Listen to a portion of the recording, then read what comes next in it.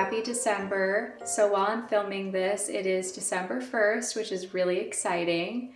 And the sun just came out for a couple of minutes while I'm filming this, which is becoming more and more of a rare occurrence here in Ohio. As you could probably guess, it's freezing here. We've already had a little bit of snow. We were actually supposed to get a lot, and then we got very little. So we've had mostly like little flurries. As you can see, I'm wearing my vintage red jacket that I showed a couple of vlogs back. So obviously come December, one of the things I'm most excited about is Christmas coming. And I'll just preface this by saying I'm not specifically a religious person. So for me, Christmas isn't necessarily about a religion or faith. It's not a faith-based holiday for me personally. So for me, the holiday isn't necessarily faith-based. It's more of a coming together of people I love and showing them I appreciate them, spending that quality time together and kind of just slowing down for the year and taking a moment of pause to appreciate what the year has been and just self-reflection.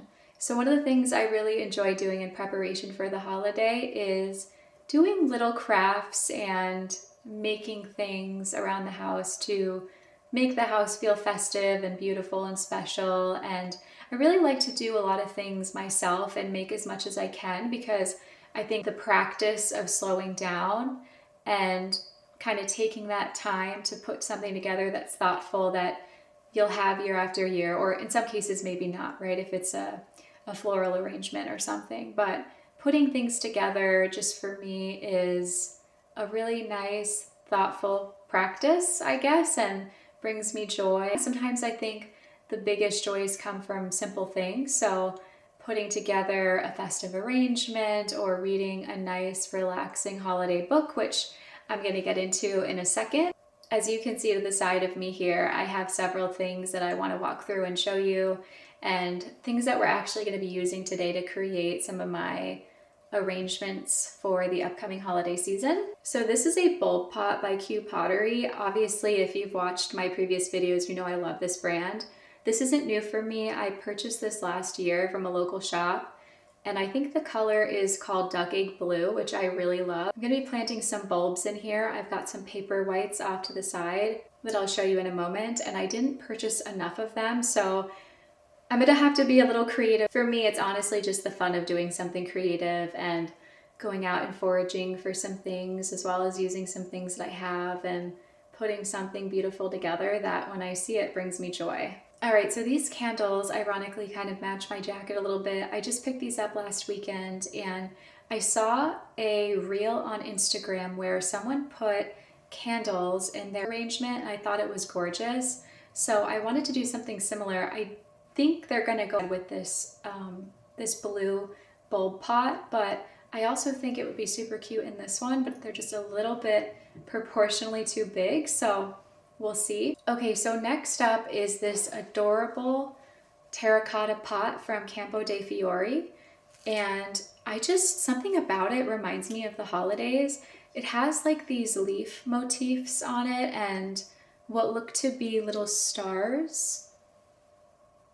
It's just so gorgeous. So as you can see inside, I did fill it with my paper white bulbs I just picked up this weekend. Another key piece of this is that I'm going to harvest some moss outside. So I have quite a bit around my property on stumps and on the ground just growing. So I always like to do bulb arrangements like this and top it with moss. I just think it looks gorgeous. So I'm going to take you along for that as well. And lastly, one of the things I'm going to make as well with you today that I don't have here in front of me is I did go to the store yesterday and pick up a couple of bundles of fresh evergreen branches, and I'm going to try to make a little mini wreath. I have like this, I want to say it's 6 inches. It's a 6-inch copper wreath base that is reusable. So it's really nice to just year after year kind of use this and create a fresh seasonal wreath. Okay, so the last thing I want to chat with you before we get started on all of this fun festive creating is my Christmas book that I mentioned for the year. So when it comes to holiday books, I definitely like lighter reads, and honestly, the book that I have been just gravitating to year after year on repeat, it's sort of a tradition at this point for me to read this book every Christmas, is In a Holidays. And I realize that may or may not be for everyone. It's definitely a, let's call it spicy kind of romance book, heavy on the spice, but it is just for me a feel-good read, and I love reads like that this time of year. I just don't want to be stressed. I want to be happy. I want to be smiling. I was just in the bookstore yesterday and saw this, and it is called Christmas at the Nantucket Restaurant. And I also saw a sister book with it, either came first, I'm assuming, which was a similar title, something about the Nantucket Restaurant by the same author. So I'm not sure if that's a book I should be reading first, but I did pick this one up, so I will debatably, if I like it, go back and get the other book as well. So the author of this book is Pamela Kelly, and this is what the cover looks like. Honestly, I know you should never judge a book by its cover, and that is the oldest cliche of all time, but I absolutely am guilty of that, especially, not particularly when it's a more serious read, but in this instance where it's something light, and or I hope it's going to be light based on the title. I think it is, but something that's a little bit of a lighter, happier read. I just want something that is cozy and inviting, and this cover for me did that. So this is a very kind of warm, inviting cover, even though it's literally snow on the ground, but just the bows and the warm golden Christmas lights, it just looks so comforting, and it looks like the perfect, quick, light Christmas read. It says on the back, it is for fans of, I'm gonna totally butcher her name. I see this author everywhere, and I've never tried to read one of her books, but at some point I know I'm going to have to because I keep being drawn to those books. It says for fans of Ellen Hilderbrand, or is it Elin Hilderbrand? I'm not sure. USA Today bestselling author Pamela Kelly invites readers to come spend the holidays on Nantucket. So Nantucket for me is one of those holiday destinations that as a kid I grew up always romanticizing and hearing about. And I remember I had a dentist who had a Nantucket picture book like on the coffee table in the waiting room, and I would always look at that, and I've always wanted to go to Nantucket. I don't know how I haven't yet, so maybe in the future that's going to be a trip that we take here on the channel together. But I'm just really excited to read about Nantucket because I think of it as the most cozy, comforting, small town kind of vibe place where people are friendly, and maybe none of that's true, but I just romanticize it. So it says, Christmas is truly special on Nantucket. Every year's festivities bring the locals out to celebrate and hordes of tourists to join in the fun. From the annual Christmas stroll to the Festival of Trees at the Whaling Museum, the month of December brings friends, neighbors, and visitors all the joy and spirit of the season. So it's definitely on brand for the Christmas kind of theme that I was looking for. And then I'm also going to read to you what it says on the interior cover here. Sorry about the crazy glare. The sun is gracing us with its presence, which I'm not complaining because, like I said, probably won't be for much longer. So it says, Mimi's Place, the popular local restaurant co-owned by the O'Toole sisters, and executive chef Paul Taylor is gearing up for the holiday season with special energy this year. The new owners have renovated everything from the space to the table decor to the menu, and they're looking forward to a season to remember. Gina Caruso, the talented new bar manager at Mimi's Place, has just moved to Nantucket from Boston, and it's a bit of an adjustment. Winters on Nantucket are so much quieter than the city life she was used to. She's beginning to dread the holiday season until Jared Hawthorne, ooh, maybe a romance? The new sous chef takes her under his wing. He knows all of the ins and outs of Nantucket's famous holiday festivities, and he's turning out to be a terrific tour guide until a guy she knew in Boston moves to the island and starts a serious flirtation with her. Uh-oh. So is this going to be a love triangle type of situation? I'm not sure. It says, meanwhile, the three sisters who own Mimi's Place are thrilled to be spending the holidays together, along with their significant others, and the spirit of the holiday really comes to life. Cute plot and sounds relatively light aside from the potential love triangle that we just saw, but I'm just really looking forward to this, and I'll keep you guys updated. Okay, before I forget, I did want to show you one more thing before we get outside to gather a couple of things for our festive arrangements. So this is a advent calendar. I'm so sorry, the glare is terrible. If I kind of tilt it, you can see it better. It is by the brand Polyfern from England, and I wanted this and I saw it a little bit late and it was sold out on their website, so I did manage to find it at another shop online. So as you can hopefully see, the interior is this gorgeously illustrated like Christmas themed living room with the fireplace, and there's adorable portraits and a beautiful Christmas tree. And as you can see, there are these little numbered windows. So on the days leading up to Christmas, you can open them up and see what little illustration is inside. So I have not opened any of these yet. Like I said, today is December 1st. So I thought it would be fun to do the first one together. So it looks like door number 1 is right here. So there is the first illustration. How cute. It's this golden blue horse. Just think the illustrations, the quality of the illustration in this is gorgeous, and just love how whimsical and joyous it is. There's some pomegranates on the fireplace mantle. I see a Christmas pudding over here. It's just so cute. I'm really excited to open these up.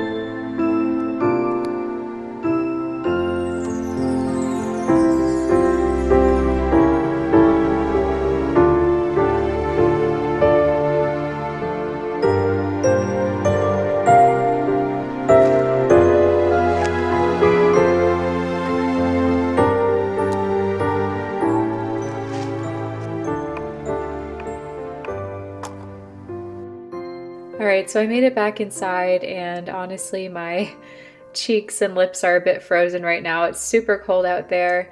As you can see, I didn't gather too many. I just got just enough, I think, to add a pop of color to the wreath. I didn't want to take too many hips away from the birds for their food. Obviously, they need it more than I do, so I gathered very few, but I think it's still going to look really nice.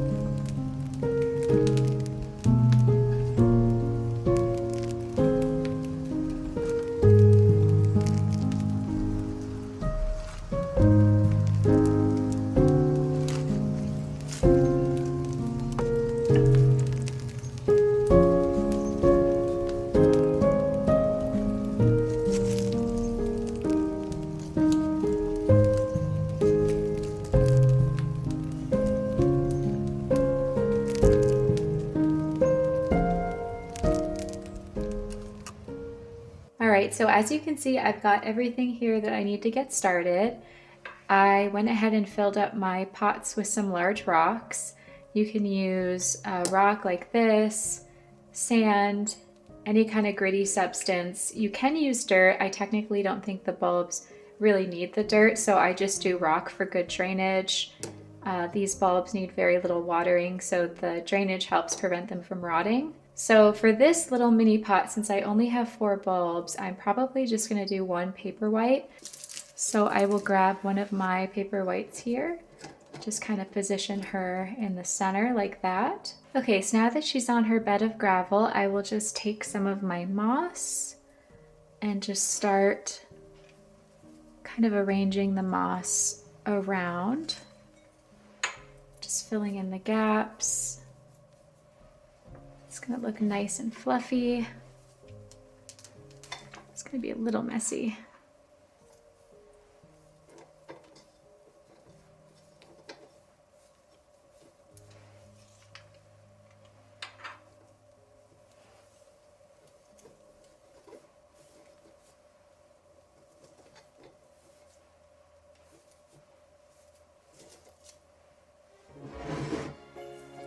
right, and she's gotten a little bit off center.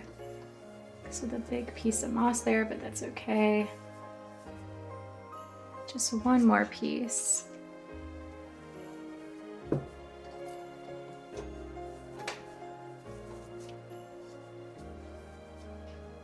Alright, there she is. Extremely easy to do. We just put the rock into the pot, gathered some moss, and then put her in the center.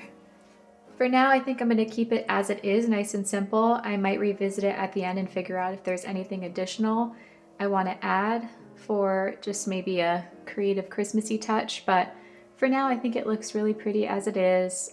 Could in theory put a candle in here, but I think I am going to use those 2 large candles for this one. So let's go ahead and move on to the next one.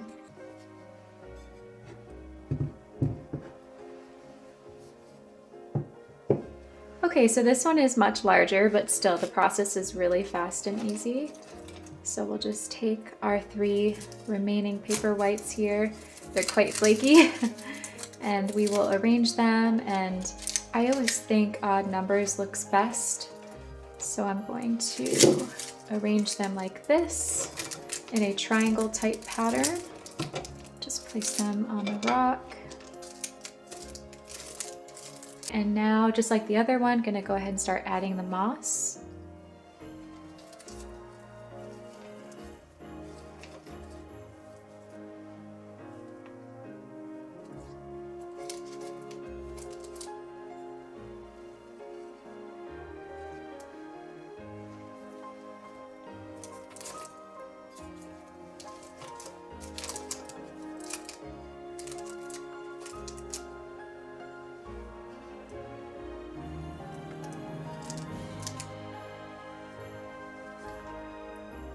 And I probably would recommend doing this outside somewhere, or somewhere that's easily clean upable. I'm just doing it inside today because it's freezing outside, but normally I'd be doing something like this in my greenhouse.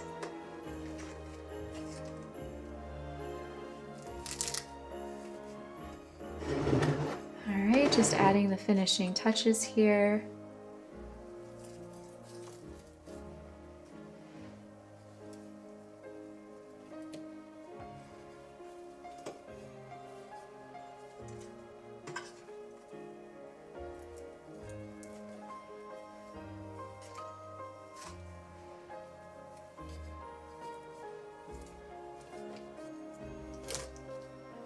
Okay, so I just finished adding all the moss in, but hilariously enough, I did forget to include the candles. So I'm gonna see if I can somehow shove them in here after the fact.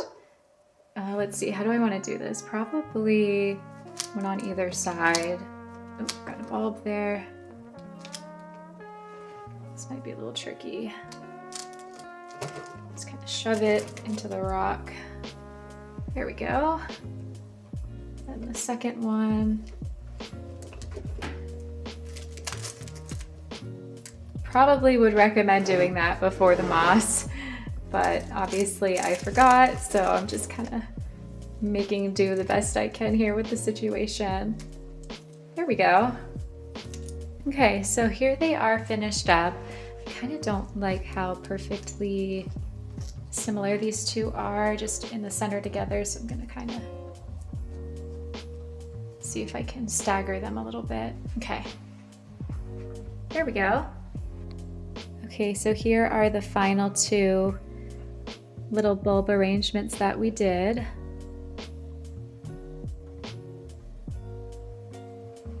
Just think this one is so tiny and cute.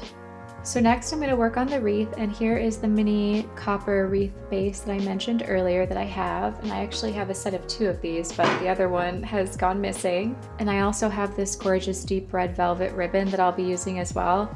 It's a little bit big considering the size that the wreath will be, but that's okay.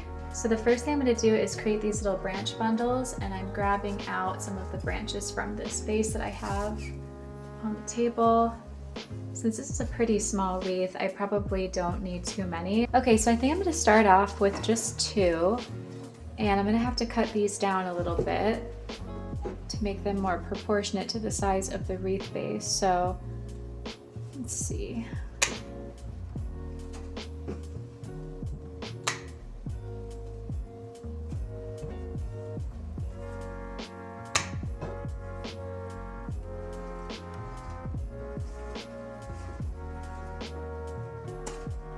kind of snip all the mini branches off the larger branch.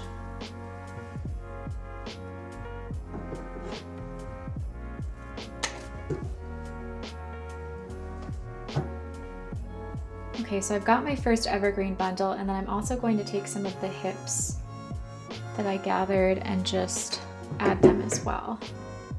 Being very careful of the spikes, they are very spiky. And I'm going to take my floristry wire and just wrap it around this bundle to secure it. Again, being very careful of the spikiness.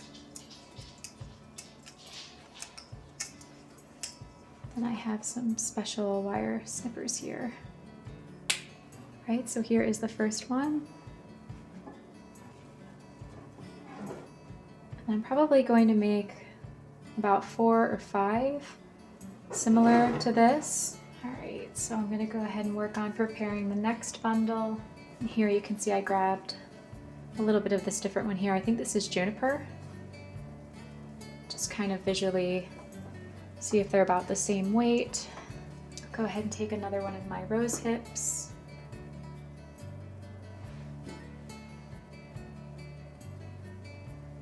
All right, and then we'll go ahead and take the floristry wire and rinse and repeat. All right, and just wrap it tightly and snip.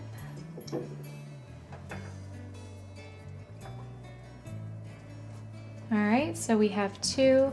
All right, let's take a look. I think she could use maybe 1 more. Okay, we have our next bundle, and the smell is so amazing. Just gonna cut another one of the rose hips. All right, I'll go ahead and secure it. And I think I'm gonna do 1 more, and then we'll see how it looks, and we'll see if I need a 5th.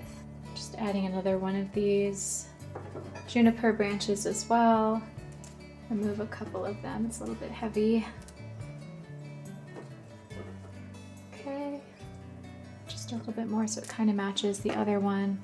All right, and we'll put our last rose hip bundle here. We will wrap and secure.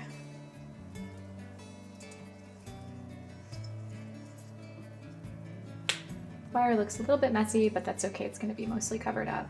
Okay, so we have our 4 bundles all ready to go.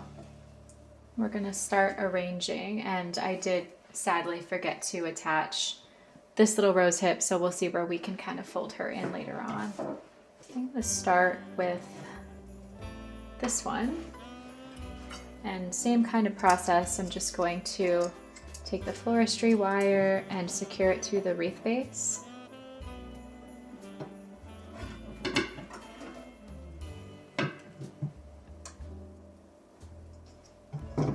Just bring it over and through.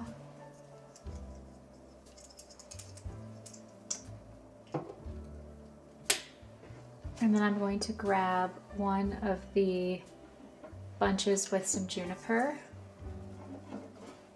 I'm just going to lay it on top. And I should have mentioned, usually the whole odd rule of having odd numbered bunches on the wreath is preferable here, but I just felt like doing 4. I'll see if it needs a 5th once we get further along. All right, and we'll go ahead and place the next one.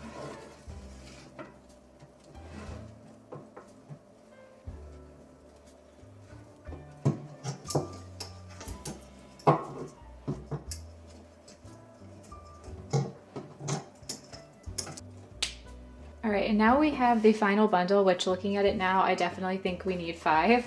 So I will make up 1 more once I get this placed.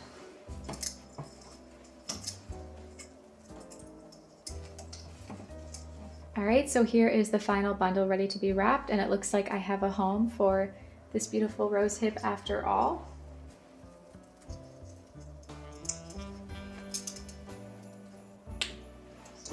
All right, so now we're finally ready to place our final bundle, just like that. Go ahead and get the last bit of the wire attached here. All right, so there she is, and now I'm gonna kind of go ahead and just make a couple of small adjustments here to the shape. All right, so here she is. She is fluffy and fragrant and so beautiful. I'm gonna hold her up here so you can see a closer look. I just love the way that the rose hips provide a little bit of color, but not too much. Just really natural and beautiful. So the next thing I'm gonna do is go ahead and put a lovely bow on her. And I do want a generous amount of ribbon, so I'm actually gonna use this entire length of ribbon that I have here of this particular color. And I always find this part to be really challenging. Sometimes I'll just kind of fold it over and hang it straight down like that because I think that that can look really nice. But I do want to do a bow today. Okay, so I find this to be very challenging. I've never been good at this step, but I'm basically going to fold like this and create two big bunny ears and kind of tuck one of the bunny ears under the other and then lightly pull through. And then we're gonna kind of fidget with it and see if we can pretty it up to something sort of resembling a bow. And I do prefer double-sided ribbon for this reason because it's kind of challenging to get this to look right, and having the double-sided ribbon is a little bit forgiving. Okay. Just kind of see if we can fluff it up and make it as even as possible here. Okay, not too bad. So next I'm just going to trim the bottom of the ribbon so that they're both relatively even. And I do like to cut a bit of a slit into the bottom of the ribbon.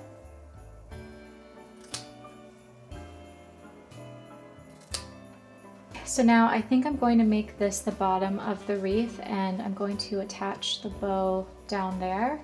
So I'm going to go ahead and take my floristry wire and just attach this to the bow. I'm going to attempt to feed this wire through the back and then secure it onto the metal base of the wreath. Okay, and then once it's through, I can just wrap it around the back of the base. All right, so now the base with the bow is complete, and honestly I could just leave it here. It's gorgeous and traditional and simple, but I think I'm going to add on some orange slices and whole oranges that I got. So I have a bag here full of some. So these are dried whole oranges and some slices, which I'm not sure if I'll do the slices or just the whole oranges. I kind of like, I don't know, we'll see what happens. For the whole oranges, I'm just going to lightly place them around, I think, where I might want them, and I'm going to do an odd number as well, so probably 3. Okay, to secure the oranges, I'm just going to take more of my floristry wire, and I'm going to grab one and try to secure it.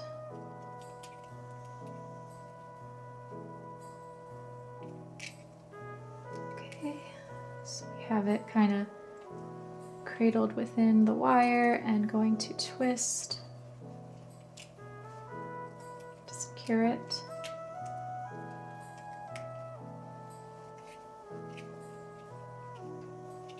So now I will thread the wire through the wreath base and find it on the other side, and then flip it over and tighten it up. Okay, so the first orange is secured, and we're going to do the same thing for the second one. Wrap it, secure it on the wreath base. All right, so that's the second one placed, and now going to attach the final orange. Okay,